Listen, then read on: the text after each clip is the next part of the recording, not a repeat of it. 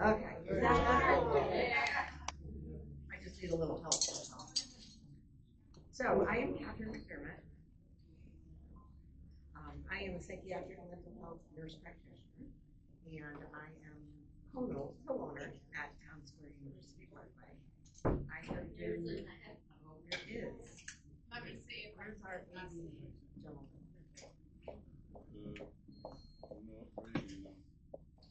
I just need it.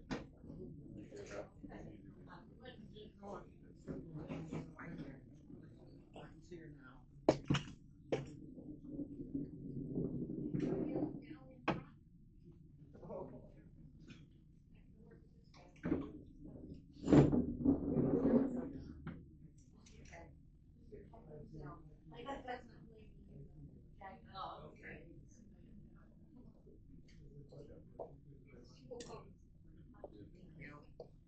How's that? Is that better? Wonderful, thank you. Okay, let me start over. I'm Catherine McDermott. I'm a psychiatric mental health nurse practitioner. I've been a nurse practitioner for about 35 years, and I've specialized in geriatrics and geriatric psychiatry, specifically with cognitive impairment and dementia for the last 20 years. So this is a area that I'm very passionate about, and that I often speak at different places on different types of dementia and what dementia means.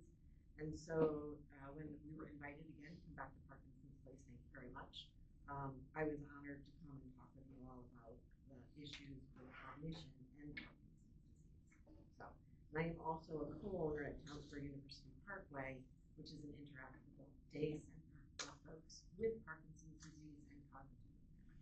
Okay, I'm going to try to do this interactively. So if there's something I say, if you have a question, feel free to raise your hand and interrupt me. And then at the end, of course, I'll take more questions and answers. Okay? So the topic today is cognitive concerns in Parkinson's disease. So we're going to do an introduction and sort of disease overview. We're going to talk about the cognitive symptoms and the mechanism of action for those cognitive symptoms.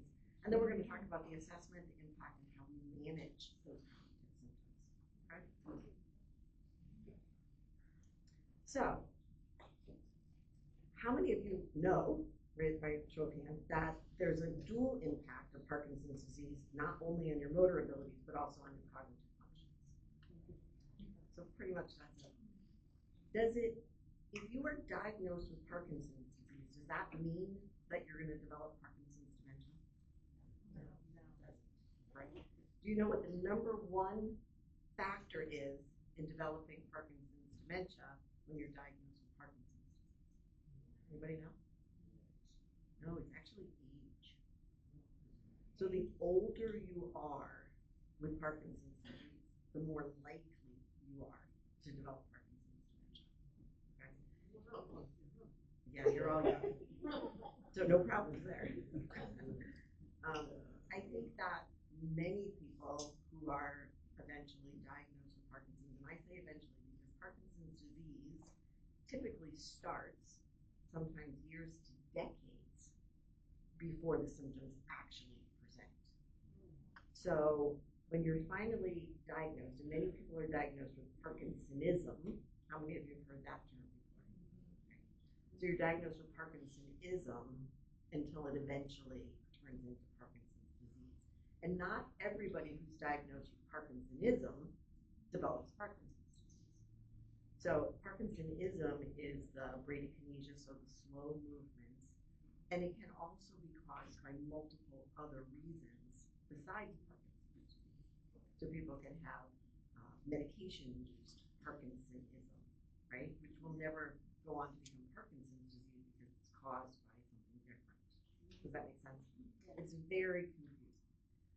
And Parkinson's disease is really kind of expanded as we've learned more and more about it to be a syndrome of diseases and not necessarily just one disease. And so people who present with Parkinson's disease can present very differently. It's not like everybody who gets diabetes, has elevated blood sugar is really pretty simple, right? Whereas Parkinson's disease is really quite complex. Okay. So there are the motor issues, obviously the motor abilities, the bradykinesia, the tremors, but then there's also the cognitive function as it advances, okay? So when we look at the cognitive function that is affected, it's typically memory, attention, executive skills. Does anybody know what executive skills are? Executive function? Multitasking, exactly. Executive function is what we need in order to carry out a complex task. Cooking is a complex task. Being able to follow a recipe, being able to multitask, and being able to time when things come out and are done, that's a complex task. Taking a shower requires executive function. Anybody have any idea how many steps it takes to take a shower? Last count, we came up with 43. So let's just wash our hair. We have to wet our hair. We have to find the shampoo bottle. We have to open the shampoo bottle. We have to squeeze out enough shampoo to put in our hair. We have to lather our hair. We have to rinse our hair. We've done 7 steps, and all we've done is wash our hair. So when you go from the very beginning to the very end, it's a complex. And what happens is that oftentimes people with cognitive dysfunction and issues are unable to carry out those steps. And so their loved one gives them a towel and sends them into the bathroom to take a shower, and they don't take the shower because they don't know how to manage that executive function anymore. Does that make sense? It's a little shift, right, in how we think about it. It's not that they don't want to take a shower. It's not that they're giving you a hard time about taking a shower. It's that they are having a hard time taking a shower. Executive function is something that we do every single day, and we take it for granted that we're able to sequence things and put things in order and do them correctly. You take 1 or 2 sequences out of order, and it completely changes the task that you've done. Some are a little bit more forgiving than other tasks, but, right, like if you put the conditioner in your hair before you put the shampoo, it's not going to kill you, right? But if you're doing that with your medication management and you fill up your pill boxes 2 or 3 times with the same beta blocker, that's going to be a problem. We're going to talk about that. All right, trying to keep myself on time here. So let's just real quick Parkinson's disease overview. So it's a progressive loss of dopaminergic neurons in the substantia nigra, which is a portion of our brain. Okay. People with Parkinson's disease develop Lewy bodies. Does anybody know what Lewy bodies are? Okay, but you've heard of them, yes? All right, so Lewy bodies were named after Fritz Heinrich Lewy, who was a neurologist in 1912. And when we first realized that Lewy bodies were present in people with Parkinson's, the only way we could find them was on autopsy. There's no imaging that we can do that looks for Lewy bodies. There is now, as we have progressed in our ability to diagnose this, we have now developed biomarkers that we can look at that tell us that Lewy bodies are present. So, one of the research studies that they did was they took a large number of people and they did autopsies on them. They found that a large portion of these people actually had Lewy bodies in their brain, but they did not have Lewy body dementia. So just like you can have Parkinson's without developing Parkinson's dementia, you can have Lewy bodies in your brain, but not have Lewy body dementia. Or even go on to develop Lewy body dementia. So a lot of people will come in and they'll say to me, oh, my husband was diagnosed with Lewy body dementia. And I'm like, okay, tell me about that. Because there are very specific criteria and behaviors that we see in Lewy body dementia. And just because the biomarkers say that you have Lewy bodies does not mean that you have Lewy body dementia or that you're going to go on to develop Lewy body dementia. Unfortunately, the research and clinical practice are sometimes not in line with each other. Can you see how that would happen, right? Where you come in, you get this diagnosis, and then you assume that that means this when it really doesn't mean not at all. We're learning how to find these things, but then we also need to learn how does that impact the patient that we're taking care of, and how do we give them that anticipatory guidance that this is a risk for them, but it's not necessarily that they have this disease. And And I'll give you a real quick example of that. I had a woman come in a couple of weeks ago, and she was absolutely devastated. She was 69 years old, and she had done the biomarkers and the amyloid PET scan, and the neurologist she had gone to see told her that she had Alzheimer's dementia because she had positive amyloid plaque. She had no clinical indicators. She was completely functional, still working, still managing her life, still doing everything. She did not have Alzheimer's dementia. She had a positive amyloid PET scan and positive biomarkers. In order to be diagnosed with the dementia, she had to have cognitive impairment. And so putting all of those pieces together is very important. People will come in frequently and tell me, well, I had an MRI and it showed this, so I have this. It's not the way it works. You have to look at all of the different pieces. It's not quite as simple as just what your MRI. Does that make sense? Is that new information for you?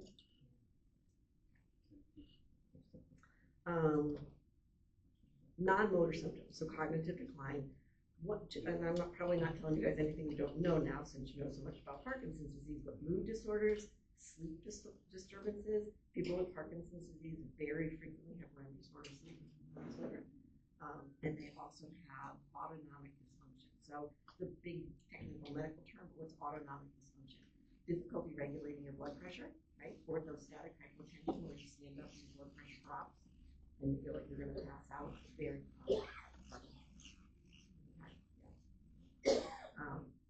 And then non-motor symptoms, which often precede the motor symptoms and affect the quality of life.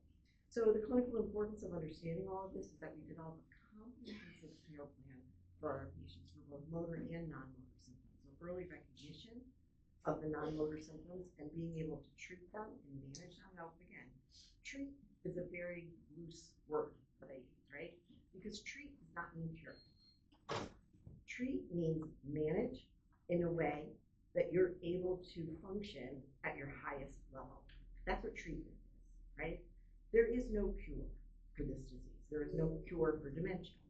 But we treat it so that we can keep patients with these diseases functioning at their highest level. Does that make sense? Question. Sure. You didn't select the major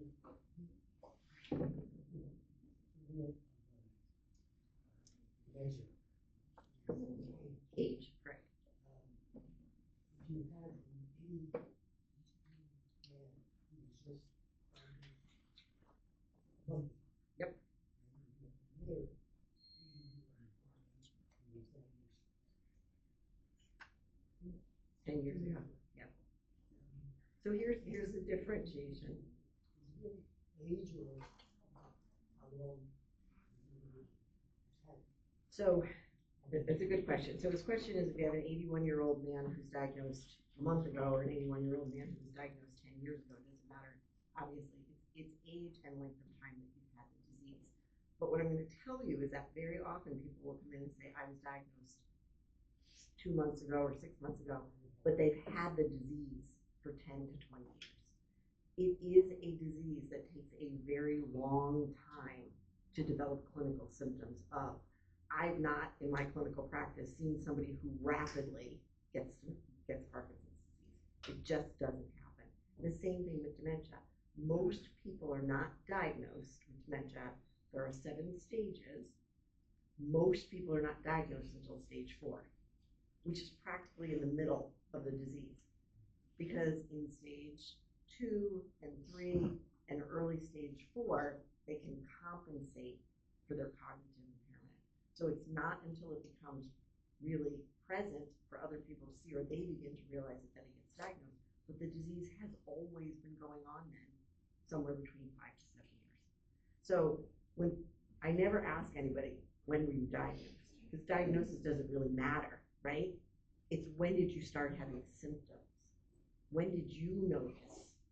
Or when did the family start notice that the symptoms were present? And most of you who have been diagnosed with Parkinson's disease can look back at your life and you know when you started to have these symptoms, and they were perhaps a long time diagnosis. Oftentimes can be frustrating for people in getting the correct diagnosis, right? Okay. So cognitive symptoms.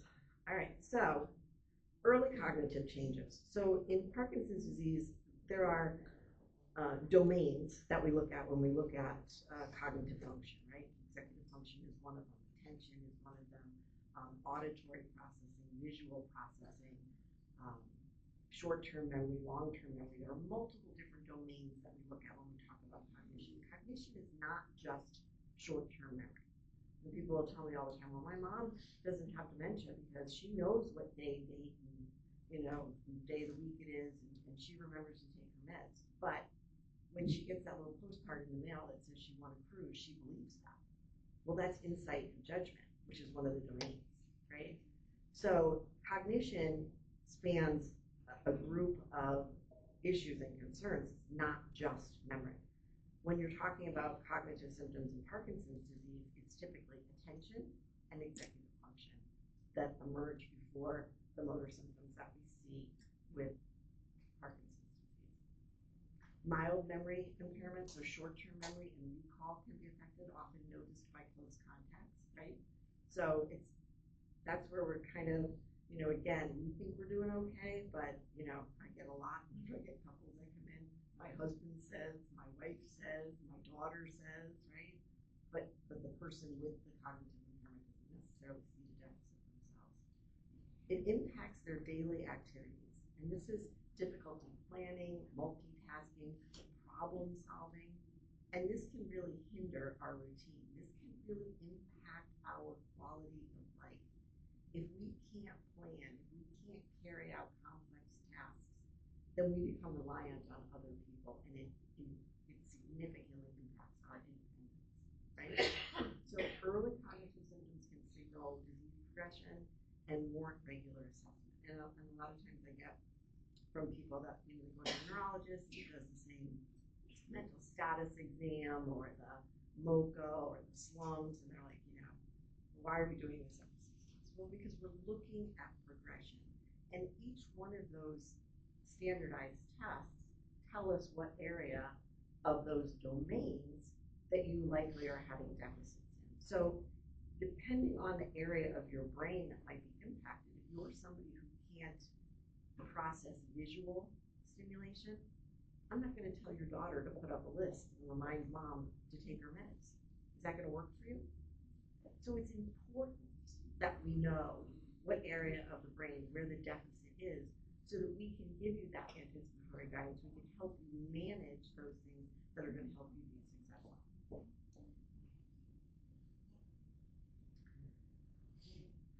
So again, we already talked about that. So progression to dementia is common in advanced stages. So we don't typically see it until the disease has really progressed.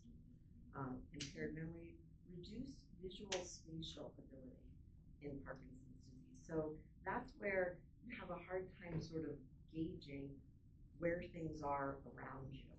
So you think the chair is right behind you, right?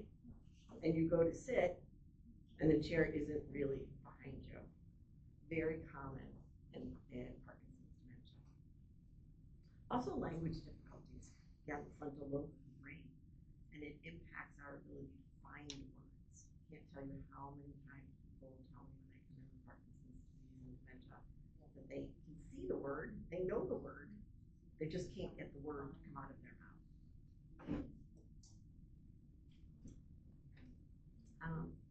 We talked a little bit about the risk factors for dementia, the older age, the longer disease duration. So to your point, sir, exactly correct. And the severity of the motor symptoms also increase your risk. So, and we talked a little bit again already about the impact on daily functioning. Cognitive changes really affect independence and quality of life. And truly, in my work, that is my number one goal, is to make sure that people continue to have the highest quality of life for however much time they have left. Because oftentimes their deficit of knowledge limits their ability to really put into play interventions that will help maintain them for as long as possible, right? Nobody wants to decline in their independence. So from a psychiatric standpoint, it's the number one cause of depression in the elderly. Is our loss of independence and ability to do things. Nobody wants to be dependent on their family or their children, right? not what any of us grow old and aspire to do.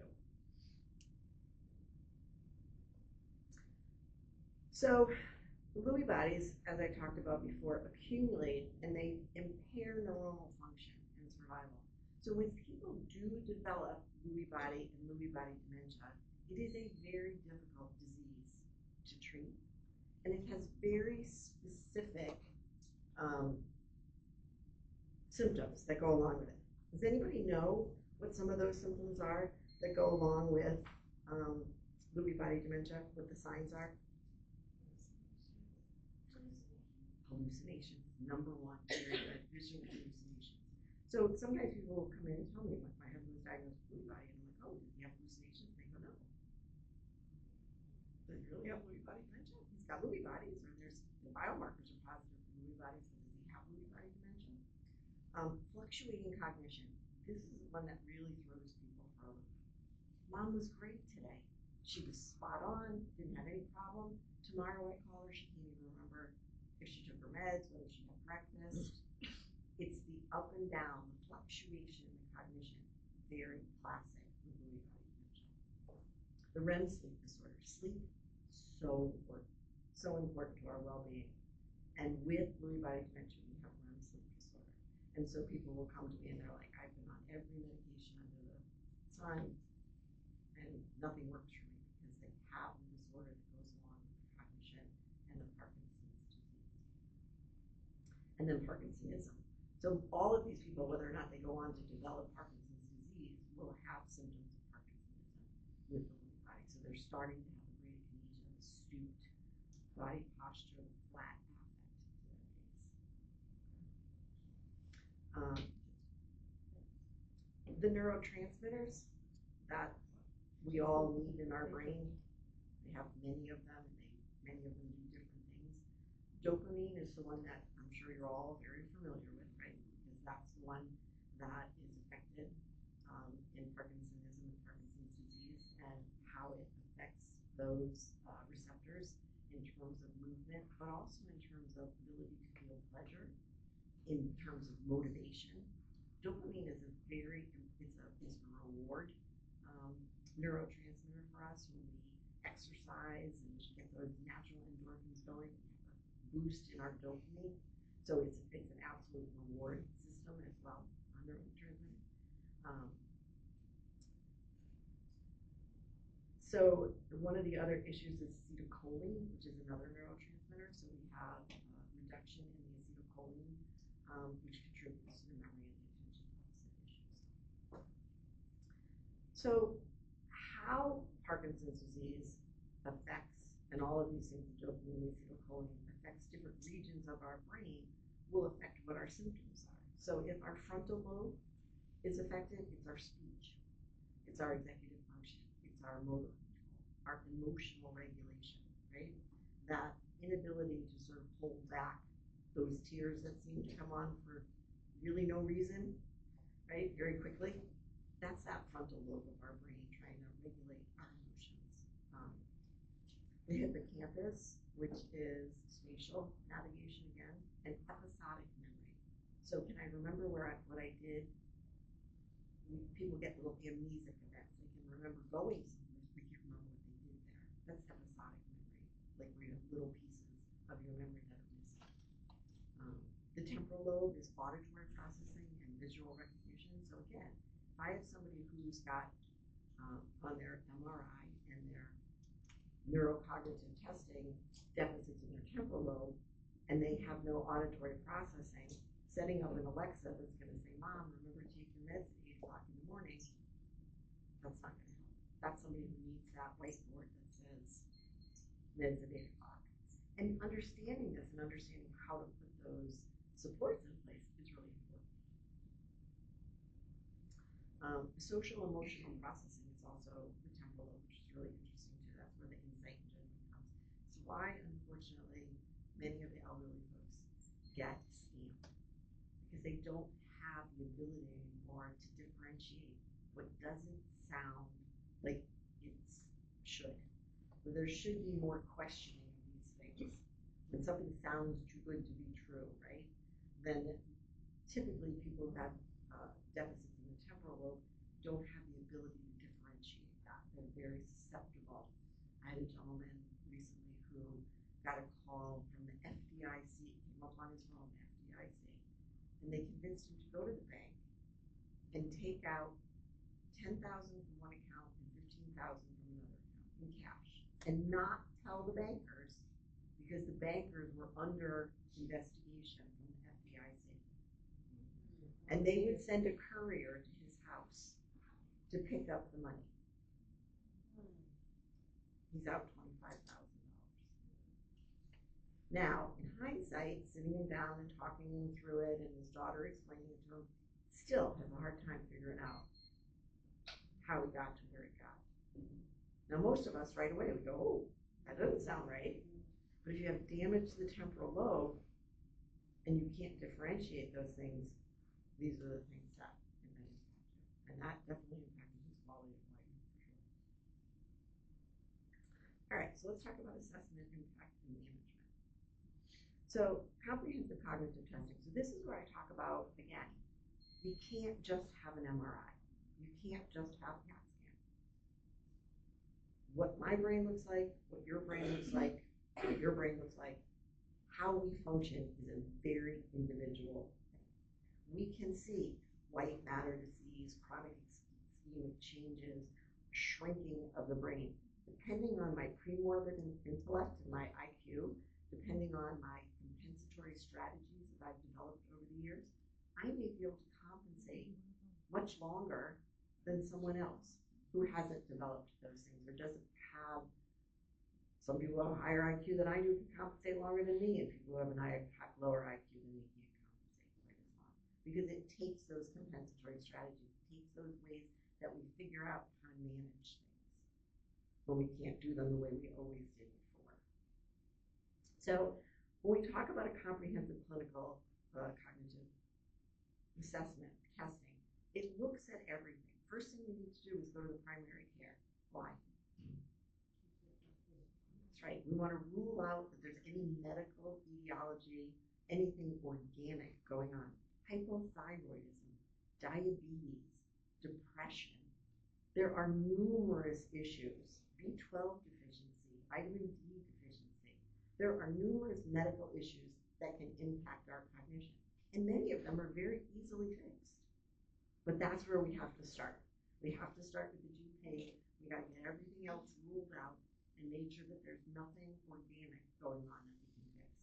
Then we need to have the imaging done, right? We need to have the MRI. And then we need to have neurocognitive testing.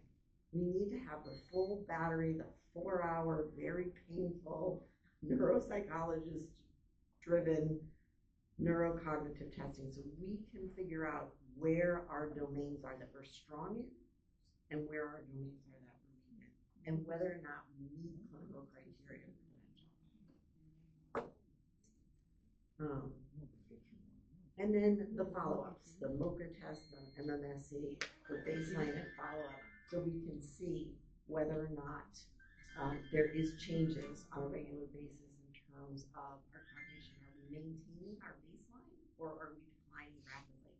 And if we're declining rapidly, what else is going on that we might be able to intervene in and see if we can make some change? Okay.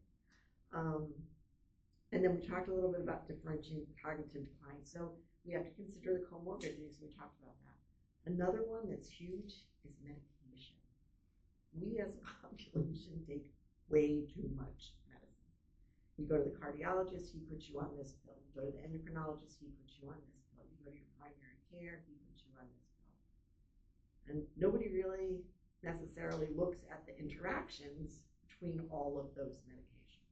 So very oftentimes, just doing a medication review, sitting down with your primary care and saying, okay, this is what I'm on. Is there anything that's interacting with what that I shouldn't be on? Or I need to go back to the cardiologist and say, hey, you got me on this, but my endocrinologist has got me on this, and there's an interaction between the two. Is there something that we can do different? Because I'd like to be able to say as medical providers, we're good and we talk to each other and everybody looks at everybody else's notes. It doesn't happen.